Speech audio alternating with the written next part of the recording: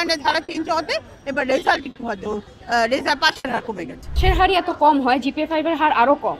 আর এটা সম্পূর্ণভাবেই মেধার উপর বেসড করে, কারণ এছাড়া তো আপনার পাশের হার এত কমতে পারে না। তো আমি মনে করি যেটা সম্পূর্ণভাবে মেধার উপর বেসড করে দিয়েছে, যে যা লিখেছে সব। অতীতে তো পরীক্ষার কাঠামো একরকম ছিল, এবার অন্যরকম হচ্ছে। শিক্ষার্থীদেরকে হঠাৎ করে না জানিয়ে কাঠামোটা চেঞ্জ করার কারণে আসলে মেধাবীদের ক্ষতিগ্রস্ত।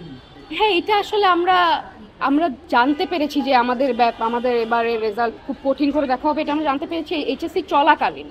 তখন আমরা জানতে পেরে এটা খুব আমরা মানে ভয় পেয়ে গিয়েছি, যেটাকে বলে আমরা খুব ভেঙে পড়েছিলাম যে আমাদের বেলায় কি এতই কঠিন করে দেখা হবে সব কিছু।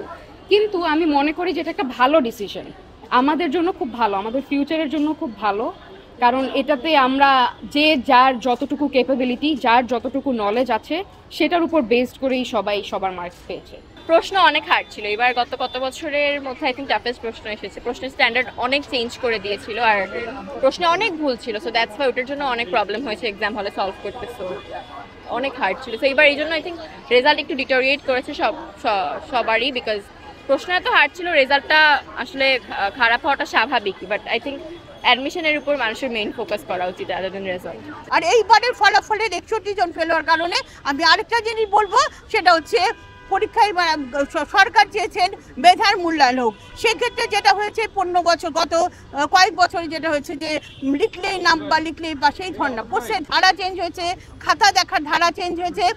এর ফলে প্রকৃত মেধাবীরা কিন্তু বেরিয়ে আসছে এবং সেক্ষেত্রে পড়াশোনা যারা কম করেছে বা কিছু এক্ষেত্রে আটকে গেছে।